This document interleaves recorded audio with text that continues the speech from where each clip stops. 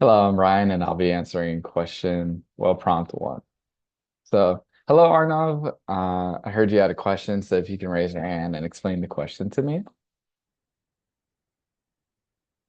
Okay. And could you repeat the question one more time? I'm just going to make sure to write it down so that way I have it noted. So, your question is, what does cryptography have to do with web application firewalls? So, to get to the root of this question, I'm not really too sure about like what you mean, and it's also about the specifics of this question. So I kind of want to like break it down so that way we can both sort of figure out what's going on and then research it from there. So that way we can get rooted to your question because not sure how to answer it really straight away. So I want to make sure that we touch on every aspect. So first things first, do you know how a web application firewall works? Okay, cool. Awesome. Cool that you know that. Definitely ahead of the game. So when you say cartography, what do you mean by cartography? There's a lot of aspects. There's a lot of okay.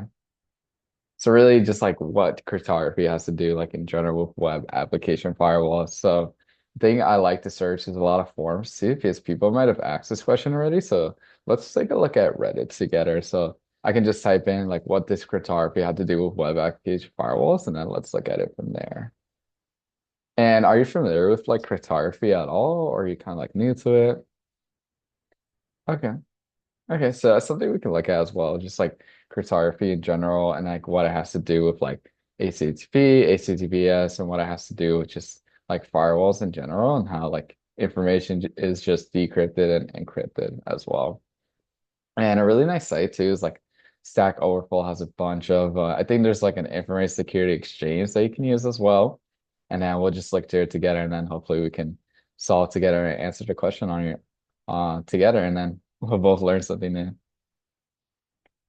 So that was prompt one. I'll now be talking about prompt two.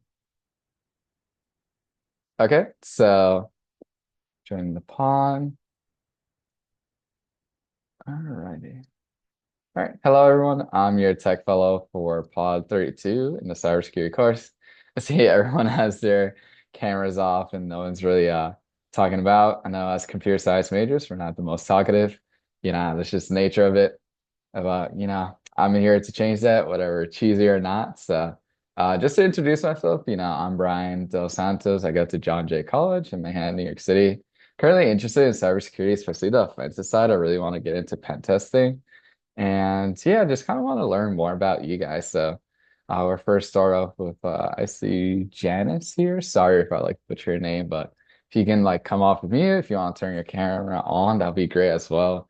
Just to make sure like we're not robots or anything. Maybe like you sneaked in here or something. So yeah, if you can just introduce yourself, what's your name, where you come from, then also what's your favorite show, so that maybe if anyone has any shows we have in common. Okay, cool. Oh, The Sopranos. Yeah, I actually watched that too. My friend has been watching it lately, and oh, Jonas, you have your hand up. What's up? So you watched it a bit too. So what would you guys say is like your favorite characters? Oh, cool. So Christopher, Tony, of course, the main guy. Awesome.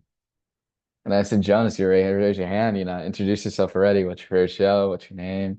Things like that. And if you don't mind, turn on your camera too. Love to see the faces. Let me see them smile. Cool, cool. Nice, nice. And that's we have Matthew, save the best for last, end it off with us. Let's hear it, Matthew. Cool.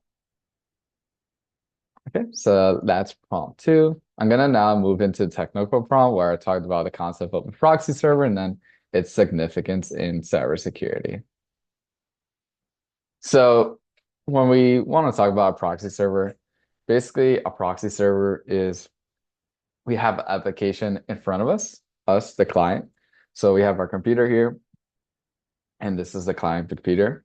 And what a proxy server is an application ahead of us. So it is a machine that is taking in requests from us before sending it off to the destination server. And for this purpose, with cybersecurity, it has a lot of things such as maintaining like an anonymity. So in that, when we forward requests, we're first taking it to a proxy server, and then from the proxy server, this application is taking our request and then using that request to send it off to the destination server. So it is in short terms like a middleman in that it's taking our request and then sending it to the destination server. So with this, what the destination server receives is the IP of the proxy server. So what this can do is like maybe if you're a journalist, and this will be really nice in preserving sort of your identity in that you're only providing the IP of your proxy server. And what's also cool about this too is that you can also do it for other reasons as well. Maybe you're in a geo-locked location or region that has locked access to certain sites. You can then use a proxy server and application in order to like bypass those requirements in that you're modifying or using the proxy server in a different geographic region in which sends your request and that it makes it look like you're in that place, which allows certain content or moderation to be done. And this is especially useful, especially in cybersecurity, whenever we are either monitoring assets or we just want to gain access to certain points. And also, it's significantly with cyber, it's nice for security purposes as well. So say if we're connecting to company resources or just want to encrypt our information or just provide like sort of our anonymous identity, we can just use proxy servers to utilize this. And in that, we are forwarding our request to the proxy server and then sending it to the server as well. And what's nice too is that this can sort of provide some security as well, since we're not directly interacting with our site when we send a request and then when we receive a response too. First, it hits the proxy server before reaching us. So let's say if any malicious content or responses were given as a response for like let's say clicking a button, that's a request which can generate a response. Then it will first hit our proxy server in that it can maybe we have some filters on it, maybe we set some rules so that way it can actually catch that response before it reaches our computer and does malicious things to us in that we aren't affected by it either.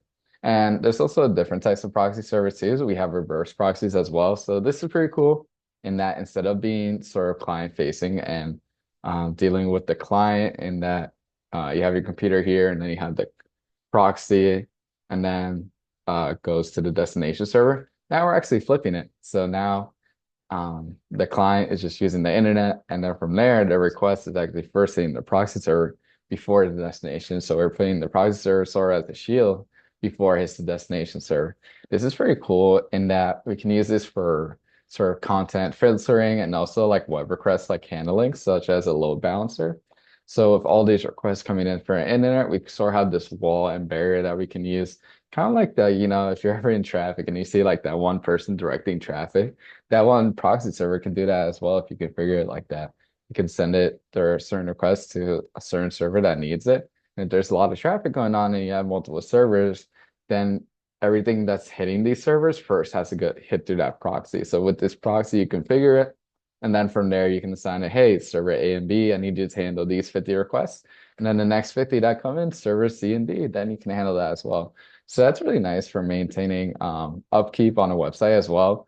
And in the case of a DDoS attack, when someone's trying to overflow your website with responses, then this is an effective way as well.